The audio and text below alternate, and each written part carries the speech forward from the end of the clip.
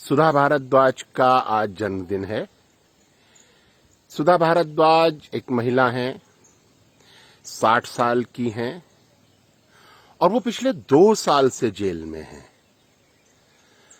सुधा भारद्वाज के ऊपर मोदी सरकार ने ये इल्जाम लगाया है कि वो मोदी को मारना चाहती थी।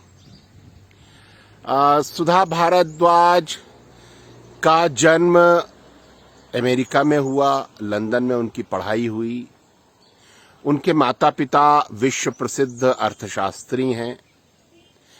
सुधा भारद्वाज भारत के लोगों की सेवा करने के लिए भारत आईं और उन्होंने छत्तीसगढ़ में मजदूरों के साथ काम करना शुरू किया।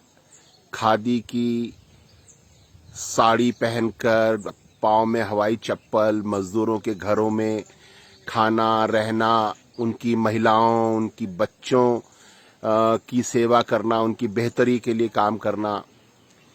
और उन्होंने वकालत की पढ़ाई करी, हाई कोर्ट छत्तीसगढ़ के वहाँ उन्होंने प्रैक्टिस शुरू करी और मजदूरों के हक में उन्होंने मुकदमे लड़ने शुरू किए।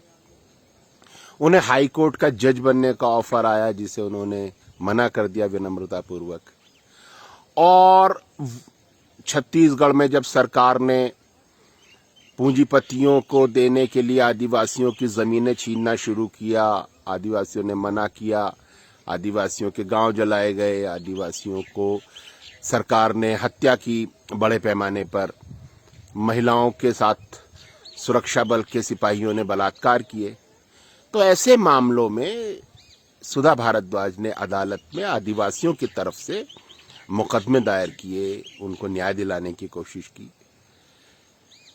इस सब से जो भाजपा की मोदी सरकार है वो नाराज हो गई और सुधा भारद्वाज पर झूठा इल्जाम लगाकर उनको जेल में डाल दिया है। और उन पर जो इल्जाम लगाया गया है कि वो भीमा कोरेगांव नाम की एक जगह है जहां एक दलित अस्मिता के लिए एक रैली हुई थी, वहां पर अगले दिन जो ये मोदी के गुरु हैं वो और हिंदुत्ववादी जो संगठन हैं उन्होंने हमला किया दलितों की रैली पर। और उस हमले को लेकर के ये इल्जाम लगाया गया कि ये लोग मोदी को मारना चाहते हैं। 2 साल से सुधा भारद्वाज जेल में हैं, उनको जमानत नहीं मिल पा रही है, उनकी तबीयत बहुत खराब है। अब सवाल ये है कि इस देश के जो नागरिक हैं, जो मजदूर हैं, जो आदिवासी हैं, इस देश का जो पर्यावरण है वो किसका है, किसके लिए है? क्या ये अंबानी और अडानी की तिजोरी भरने की जो भूख है उसको पूरा करने के नाम पर हम अपने जंगलों को बर्बाद कर सकते हैं? अगर हम जंगल बर्बाद कर देंगे तो हवा और जलवायु कितनी खराब हो जाएगी। इस देश में जो रहने वाले लोग हैं, चाहे वो शहरों में रह रहे हैं, उनको भी सांस लेने की हवा नहीं मिलेगी। आज के बच्चे भले ही बच जाएं, लेकिन जो आने वाली पीढ़ी है वो सांस नहीं ले पाएगी।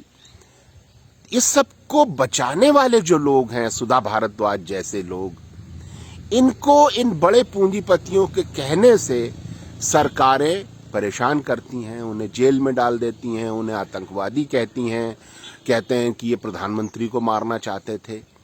तो इस तरीके की जो ये झूठी बातें करके, देश के विरोध में काम करके, देश की सेवा करने वाले, देश को बचाने वाले, आदिवासियों को बचाने वाले लोग जो हैं उनको जेलों में डालने का काम जो ये मोदी सरकार कर रही है, ये बहुत खतरनाक है।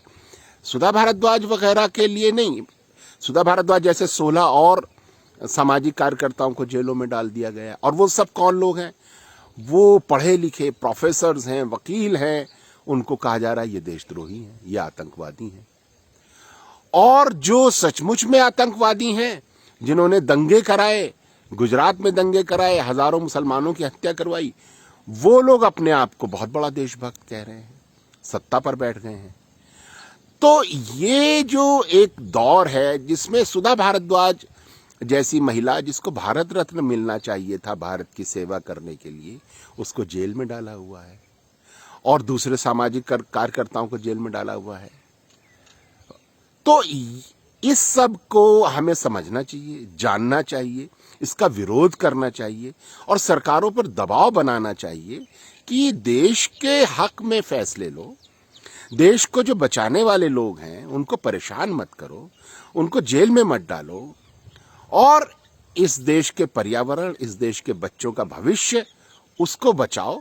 और सुधा भारद्वाज और दूसरे सामाजिक कार्यकर्ता जो जेलों में बंद हैं, उनको तुरंत रिहा करो।